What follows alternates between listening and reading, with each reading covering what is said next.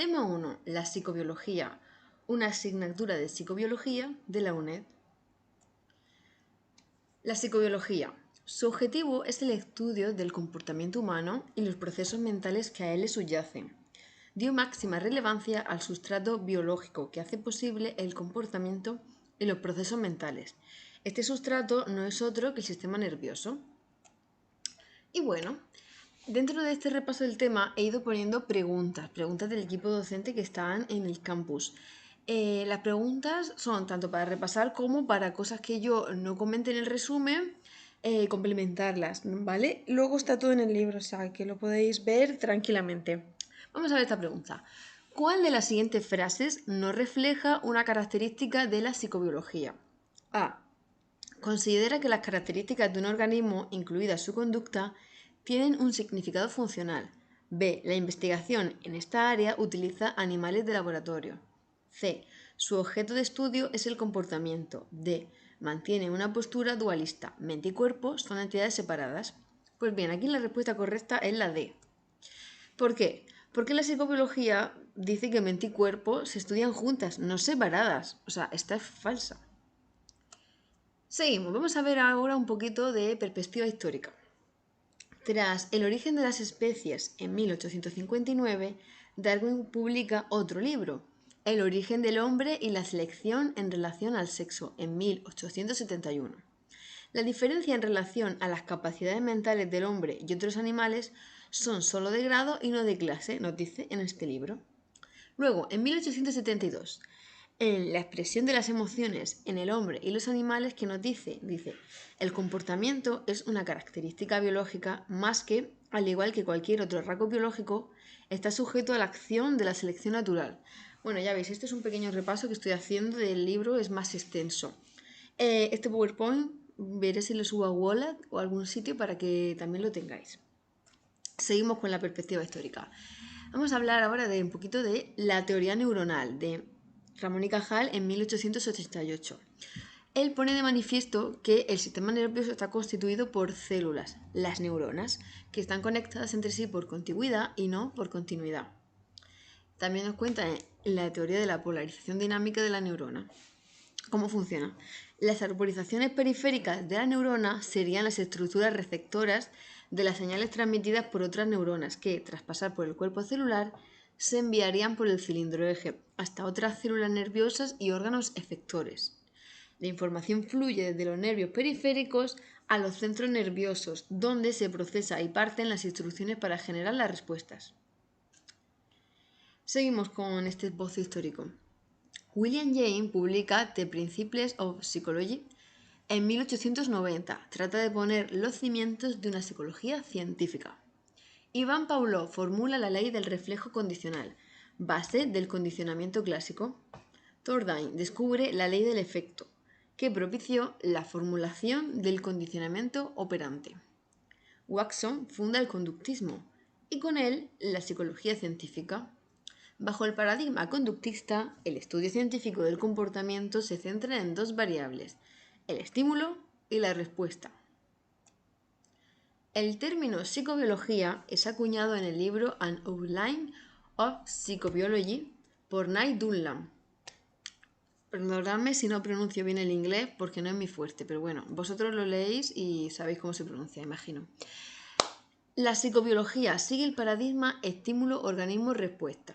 El estímulo y el organismo forman un complejo adaptativo, el cual depende de dos factores, el filogenético y el ontogenético. El factor filogenético es el representado por el acervo de la especie. A las adaptaciones conseguidas a lo largo de la filogenia se les denominan causas lejanas del comportamiento. Ontogenético. Dentro de las distintas especies, cada miembro es diferente. Interacción que se produce entre el genotipo y el ambiente. Los factores ambientales son epigenéticos. El conjunto de factores responsables de la singularidad conductual de cada individuo son las causas próximas del comportamiento. Y ahora vamos a ver lo que es la conducta. Es el conjunto de manifestaciones públicamente observables, reguladas por el sistema nervioso. He puesto el sistema dos veces, sí. Si hay algún fallo, lo podéis decir en los comentarios porque puede ser que me haya equivocado en algo. Igual que aquí que he repetido el sistema 2 veces. Bueno, mediante las cuales, bueno, empiezo otra vez para esta pausa. Vamos a empezar desde el principio.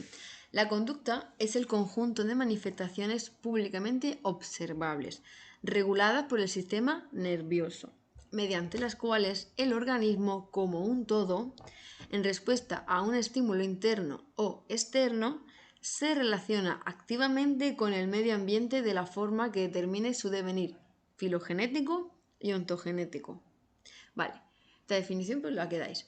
La psicobiología, aquí en el cuadradito del lado, trata de dar una explicación en términos fisicalistas, no solo de la conducta, sino también de los procesos mentales que la hacen posible.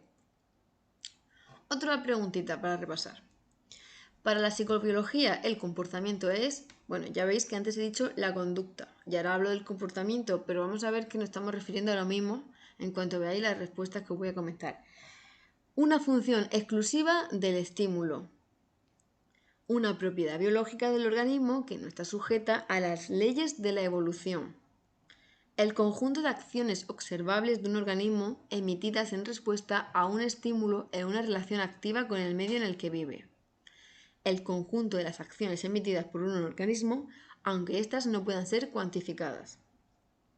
Pues aquí la respuesta correcta es la C.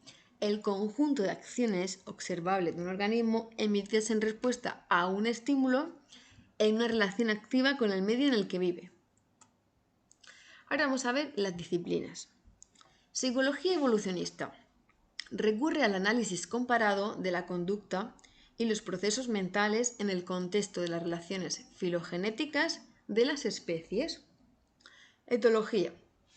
Se centra en la observación y evaluación de la conducta de diversas especies animales en condiciones naturales o lo más parecido posible a ellas, tratando de establecer relaciones entre medidas biológicas y conductuales.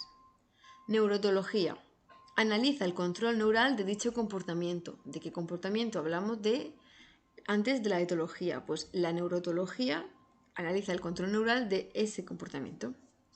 Ecología del comportamiento, o estudiando determinadas estrategias conductuales en relación con sus implicaciones ecológicas y evolutivas. Dice porque se está refiriendo todavía a la ciencia de antes, pero ahora estudiando determinadas estrategias conductuales en relación con sus implicaciones ecológicas y evolutivas. Si las analiza, el control neural, en este caso, sería la etología. Y si está estudiando determinadas estrategias conductuales en relación a sus implicaciones ecológicas y evolutivas, ecología del comportamiento. Bueno, sociobiología estudia las bases biológicas del comportamiento social y es resultado de la confluencia de la genética de poblaciones, la ecología y la etología. Genética de la conducta. Poder decir que se circunscribe al ámbito psicológico por Francis Galton. Enfoque centrado en el gen, en la fisiología y en la conducta. Bueno, esta es más extensa, la veis en el libro. Psicobiología del desarrollo. Estudio de estas interacciones y de las consecuencias que ellas tienen sobre la conducta. Psicología fisiológica. Mediante la intervención sobre el sistema nervioso, estudia las bases biológicas del comportamiento, intentando explicar cambios en el organismo durante el desarrollo de una conducta. ¿Veis que en esta disciplina, la psicología fisiológica, he subrayado intervención? Pues porque es fácil confundirse con la psicofisiología en el nombre. Entonces, la diferencia es que la psicología fisiológica interviene en el sistema nervioso y la psicofisiología lo estudia sin manipular el sistema nervioso. Bueno, ya llegaremos a ella. Psicofarmacología. Estudio de las características estimulares de los fármacos y las drogas de abuso, como la influencia que sobre ese efecto tienen las variables ambientales. Psicofisiología. Es así, estudia sin manipular el sistema nervioso, los cambios fisiológicos producidos en humanos ante determinadas situaciones o tras la representación de distintos estímulos. Psiconeuroendocrinología. Conoce los mecanismos por los que las hormonas afectan al sistema nervioso, la conducta y a los procesos psicológicos, y cómo estos, a su vez, pueden influir sobre el sistema endocrino. Neuropsicología. Conocer qué estructuras del sistema nervioso participan en los procesos psicológicos humanos, como el aprendizaje, la memoria, el lenguaje, los procesos cognitivos, el procesamiento de la información, la resolución de problemas o los procesos emocionales. Neurociencia cognitiva, centrada en los procesos cognitivos. Otra preguntita. La psicobiología del desarrollo. A.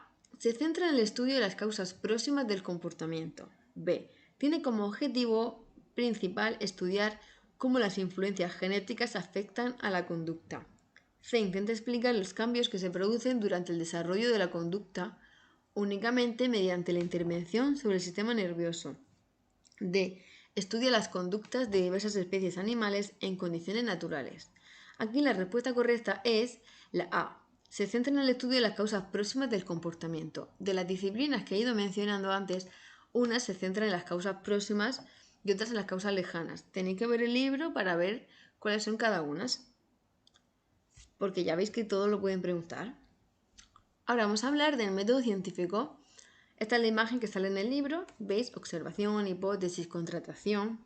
Después experimentación, observación, de ahí se hacen las leyes y las teorías. Bueno, parte de la observación, que es la información suministrada por la experiencia. Como primer paso para explicar los problemas de la observación, se recurre a la hipótesis. La contratación empírica de las hipótesis se realiza a través de los enunciados deducidos a partir de las hipótesis. El experimentador puede optar por la observación o la experimentación. Permite llegar a conclusiones a través de los datos obtenidos por la observación y la experimentación, lo que constituye la ley científica. Cuando una serie de leyes pueden agruparse, aparece una teoría. Karl Popper, ya sabéis el inglés, no es lo mío, propuso el falsacionismo, la forma más eficiente de corroborar hipótesis y teorías, es intentando refutarlas mediante contraejemplos. Ahora vamos a hablar. Intervención conductual. La conducta actúa como variable independiente, VI, y el organismo como variable dependiente, VD. Entonces, en esta intervención conductual se manipula el ambiente para tratar de producir alguna modificación conductual concreta. Donald Head, teoría de la asamblea celular, aquí, en el cuadrito de al lado. La actividad neuronal repetida como consecuencia de una experiencia reiterada provocaría cambios en las neuronas involucradas, que potenciarían su conexión formando redes o asambleas neuronales, que favorecerían respuestas más eficientes al exponerse de nuevo a esa experiencia. Intervención somática ahora. La conducta como variable dependiente y el organismo variable independiente, al revés justo. Se producen alteraciones sobre el sistema nervioso, las que controlamos para evaluar los cambios en la conducta del sujeto, que es la variable dependiente. Ejemplos: inyección de fármacos, lesión de estructuras cerebrales, etc. Otra pregunta. Vamos a ver esta. Respecto a las estrategias de contrastación utilizadas por la psicobiología en la explicación de la conducta, se sabe que la intervención somática implica una contrastación experimental en la que la conducta actúa como variable dependiente. En la intervención conductual, el sistema nervioso u organismo actúa como variable independiente. Tanto en las contractaciones experimentales como en las observacionales existe una variable dependiente y otra independiente. En la contractación observacional, la conducta actúa como variable independiente. Aquí la respuesta correcta es la A. La intervención somática implica una contractación experimental en la que la conducta actúa como variable dependiente. Entonces aquí estas frases de variable dependiente e independiente tenéis que ver cuál es cada una. De todas formas, es razonar eso. Aproximación correlacional. Las observaciones de covariaciones entre medidas biológicas y conductuales. Ejemplo, el famoso caso de Phinia-Gate. Este es un caso que vais a ver en bastantes asignaturas. Que tuvo un accidente cerebral y tras él se observaron conductas inusuales en él, aunque el resto de su cuerpo seguía funcionando correctamente. Síndrome afásico. Paul Broca y Karl Wernicke descubrieron que se produce por daño de una zona frontal izquierda, área de Broca, y una región del lóbulo temporal izquierdo, área de Wernicke. Otra pregunta. Cuando se trata de comprobar la eficacia de un nuevo fármaco para el tratamiento de la depresión humana, los laboratorios han de realizar pruebas con sujetos humanos. En el caso que nos ocupa, se formaron 4 grupos de pacientes, de los que el grupo 1 recibió el tratamiento con el nuevo fármaco, el grupo 2 con el fármaco habitual, el 3 psicoterapia y el 4 se le administró placebo, que son unas píldoras que solo contienen el excipiente glucosa y otros compuestos inocuos en todos los sentidos. Vamos, que no hace nada. Los resultados fueron alentadores porque el nuevo fármaco demostró ser significativamente más eficaz que la psicoterapia y que el placebo. A partir de lo dicho, podemos afirmar que se trata de una investigación A, experimental, B, analógica, C, correlacional o D, observacional. Venga, ¿cuál creéis que es? Experimental. Mira, yo de este tema, una vez que lo estudié, os recomiendo hacer preguntitas, porque van a salir muchas preguntas de este tipo que son muy largas, pero una vez que hacéis unas cuantas ya enseguida sabéis la respuesta. Aquí, cuando empieza que hay un estudio en un laboratorio, que se les pone un nuevo fármaco, hacen grupos, ya va sabiendo uno que esto va siendo experimental, ¿vale? Son muchas preguntas de razonar, porque una vez que entiende la teoría, puede razonar este tipo de preguntas. Seguimos. Otra pregunta, para ir practicando. En una de sus investigaciones, el equipo del Dr. Ambrosio administra a ratas de la raza Fisher 344 dosis controladas de heroína para evaluar distintas variables comportamentales relacionadas con la adicción a esta droga. ¿Qué tipo de estrategia está realizando el Dr. Ambrosio y su equipo? A. Una intervención observacional. B. Una intervención conductual. C. Una aproximación correlacional. O D. Una intervención somática. Intervención somática. ¿Por qué? Ya te dice en la frase que les administra heroína. Entonces no va a ser observacional, por ejemplo, va a ser somática porque ya estás experimentando con ellos. Bueno, vosotros hacéis muchas preguntas y estas enseguida las sacáis. Bueno, y ha sido un resumen muy rápido, pero porque quiero hacer esta serie de vídeos repasando toda la asignatura antes de que acabe el verano. Entonces me voy a ir dando prisa, voy a intentar hacerlo rapidito. Van a hacer todo así, resúmenes del tema con preguntas. Este porque es el tema 1, ha sido más corto. Cuando sean temas más extensos haré varios vídeos de cada tema. Todos con sus preguntitas. Luego estos documentos de, bueno, PowerPoint, PDF, no sé cómo lo haré, los subiré en Word para que también los tengáis si queréis repasar las preguntas o queréis ver el resumen. Y este vídeo, pues, y los vídeos que vaya haciendo los podréis ver las veces que queráis, claro. Esto porque el tema 1 es más sencillito. Luego pues haré el resto de temas. El libro entero voy a hacer primer y segundo cuatrimestre, ¿vale? Bueno, cualquier duda que tengáis o lo que queráis decir, ya sabéis. Ahí tenéis los comentarios. Bueno, hasta el próximo vídeo. Adiós.